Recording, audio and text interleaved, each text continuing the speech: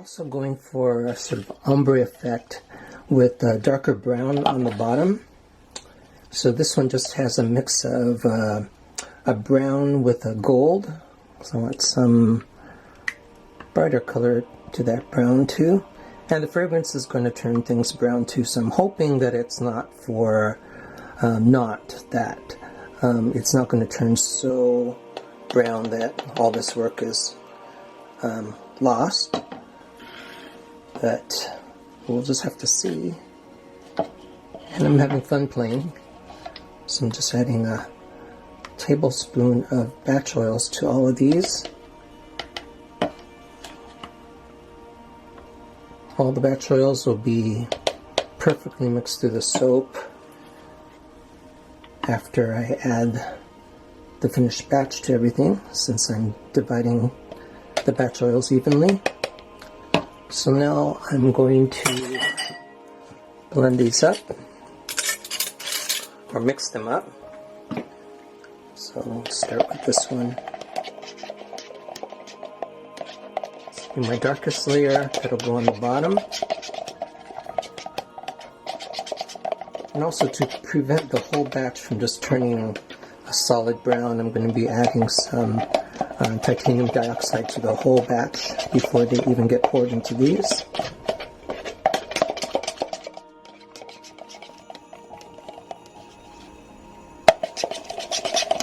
Just about ready, so I'll bring you back when I've got my soap batter ready. Okay, so we're ready to get the party started. And again, there's a lot of moving parts for me to remember here. So I have notes in front of me. But I took care of a lot of the details already, as I showed you. I'm going to be soaping at 75 degrees. So let's get this lye solution in there. Vanillin in the fragrance is already turning this brown, and as it cures it will turn more brown.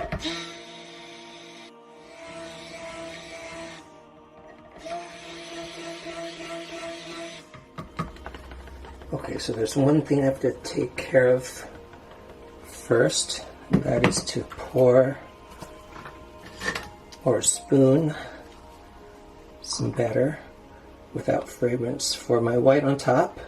And it's going to be browned a little bit because of the coffee and fragrance. Well, I'm not going to put fragrance in this part. I'm going to show you something else. If you've never done soaps with vanillin in it before, is that whatever is right up against the white may start to get a little brown on the edge that faces the part of the batter that has the vanillin in it, because the fragrance migrates a bit. And so I better figure out what I'm doing here too. And I'm also going to put a mica line between the fragrance part and the white to slow down that migration or prevent it.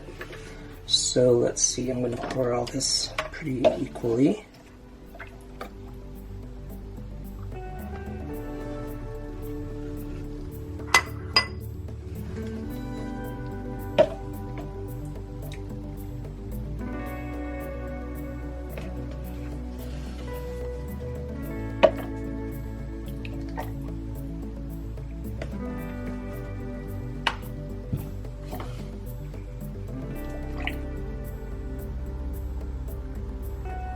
Pretty good.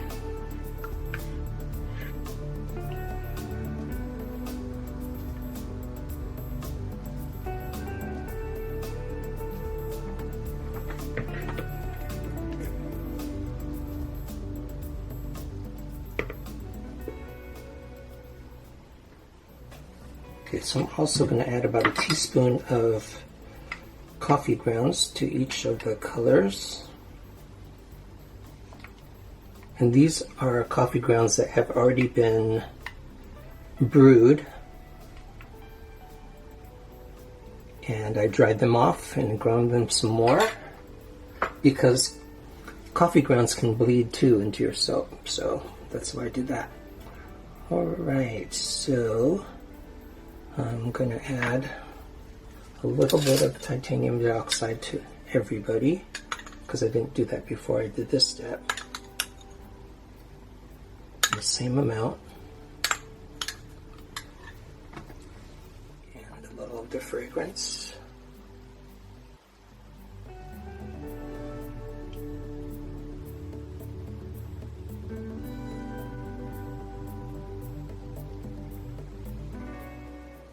Wow, it smells so good. This fragrance is a mix of caramel and vanilla and coffee.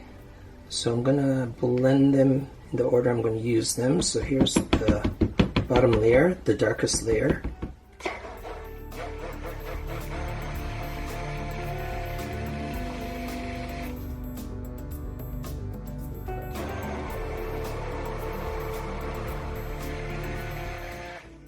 It's okay if I get it to thicken up too, since it'll be in layers. And this will be an exfoliating batch of soap. So I can get this in there, and as I prepare the rest of the batter, this layer will thicken up. All of that goes in there. Put that aside. And before I forget, I'm going to add my titanium dioxide to that. I'm not going to mix it right away, but I don't want to forget to deal with that either. Put you over here. And then the next is the next lightest brown color. Get that ready, I think.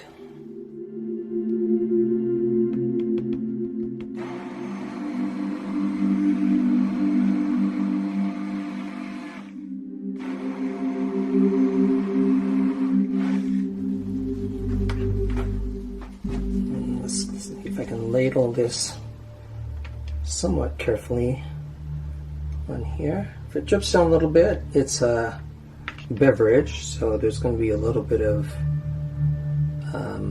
drop swirl involved, but I don't want it to be a whole lot.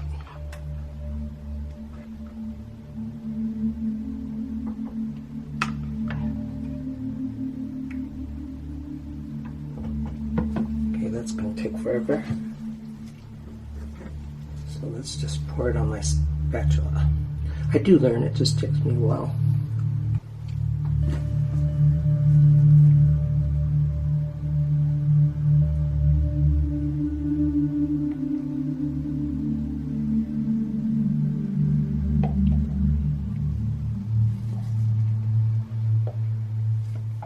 Okay, so why am I doing a coffee soap? Well, I like coffee soap. But I also like to make sure that there's a wide variety of fragrances in my soaps. So I've got a range of fruity and floral. And here's a beverage one. So that's why I made that chai soap one too. And that one smells awesome too. Okay, so let's let that set up a little while I do the next one, which should be a little bit lighter. Looks like a delicious milkshake. Do this again. You can tell it's going into the layer down below too, but I just don't want to wait till it thickens since I've got more stuff to do. And as I said, it's a liquid, it's a beverage, so probably actually add to the design.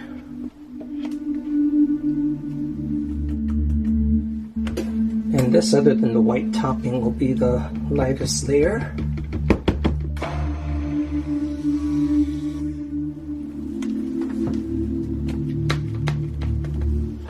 And off camera, I've been wiping my spatula clean, rather than to use a bunch of spatulas.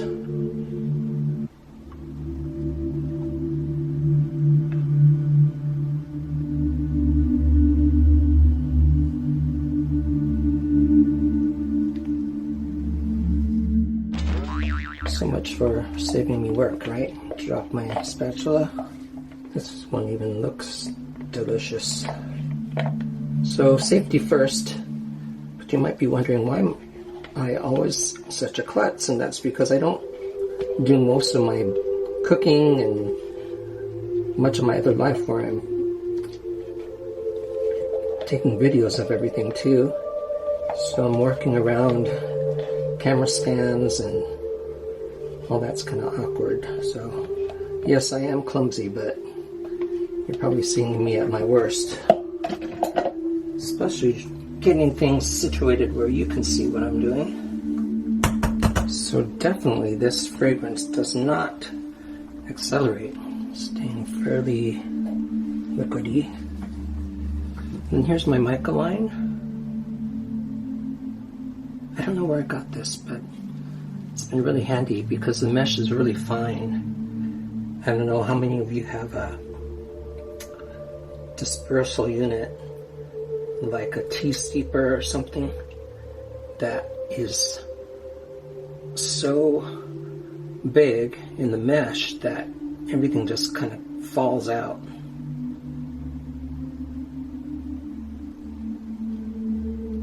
So this is a design element, but it is also to keep the fragrance from migrating to the white, because that will happen sometimes. Okay, so let's get this white ready. I just have a little bit for the top. Let's use the frother for this.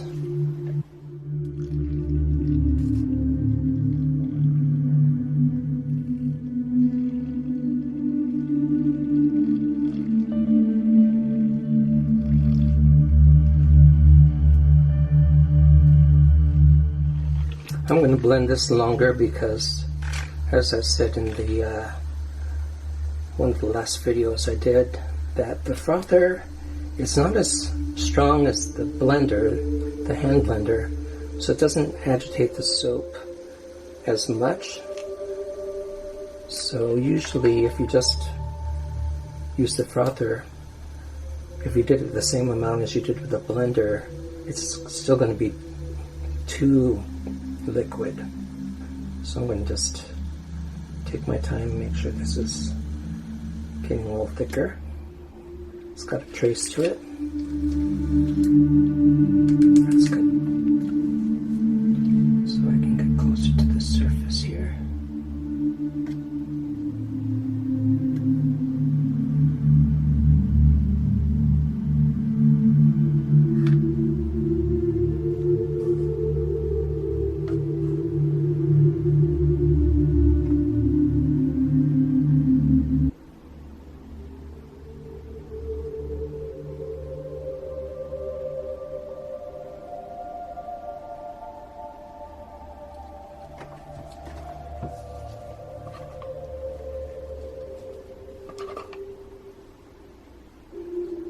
That might be a nice soap top just as that is. So.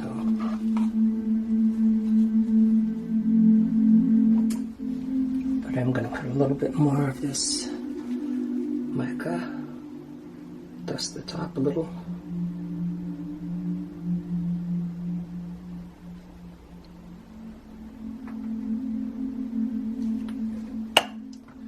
Okay, so I'm going to show you this, do a lot of cleanup in this messy room, and bring you back for the cut. I was looking at this as I was cleaning up, and I think it's laying a little flatter than I thought, so I think I will add a little texture to the top. Just a little.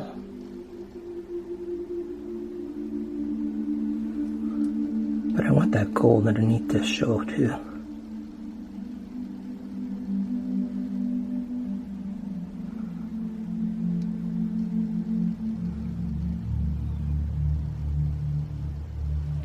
Alright, so we'll bring you back for the cut. Okay, so I decided to call this vanilla cream latte just because it smells so awesome. And I don't usually gush about the fragrance so much, but this is really delicious and tasty. You can see that the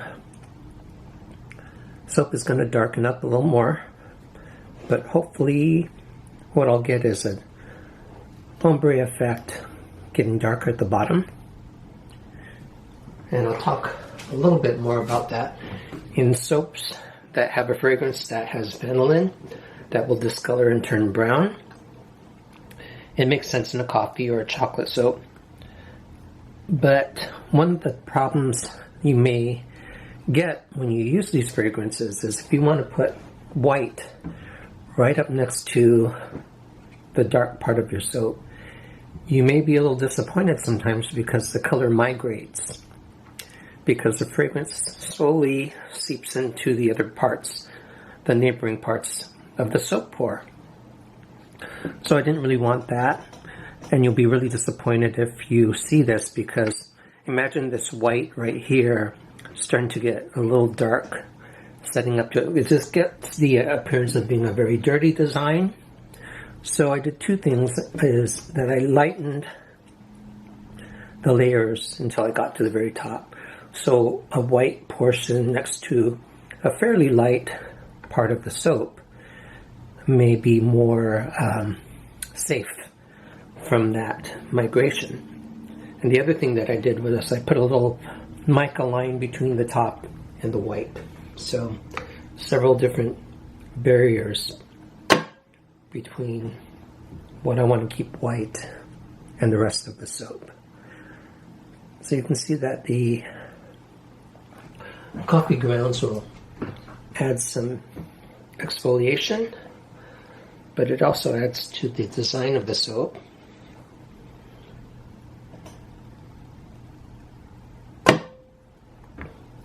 And I wanted that white top, so the white doesn't have any of that fragrance in it at all. So in that respect, that was a kind of tricky, not difficult, but just tricky soap to make. I had to remember what portions of soap that I didn't want the grounds or the fragrance in. And I also had to plan the colors, the micas, so that I get that ombre effect. The fragrances mixed as well. So this was a 2-day plan. I got the micas all mixed the day before. So right now it has this little, almost orangey tinge to the soap.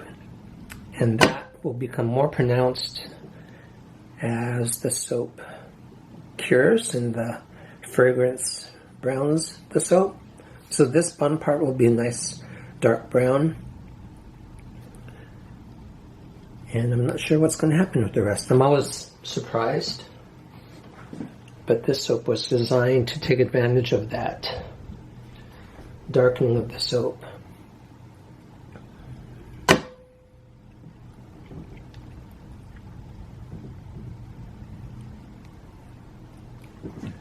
Remember that I was also trying for layers to the soap. And I got the layers. I decided not to fight with the fact that the soap batter was kind of thin.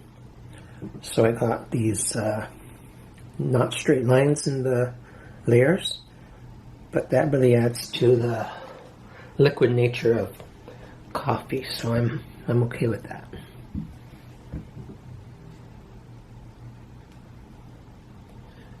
I wish you could smell this here. Maybe if I waft that to you, you can smell that. And there's that gold dusting of gold mica on top. It's really got a coffee note on the bottom, but it's got this like custard, like vanilla scent as well. This smells delicious.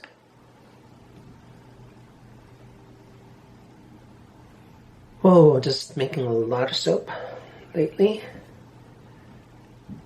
And making progress on my presentation, doing some other things, working on another CD project, music CD,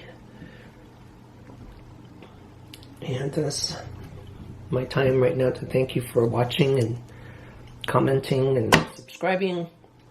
Tune into my Instagram. I'm still posting there every day at Vibrant Soap. And we'll see you next time. Thanks for visiting the Vibrant Soap website too. And I got a lot of the soaps listed there and new ones being added all the time. So take care and we'll see you next week. Okay, bye everybody.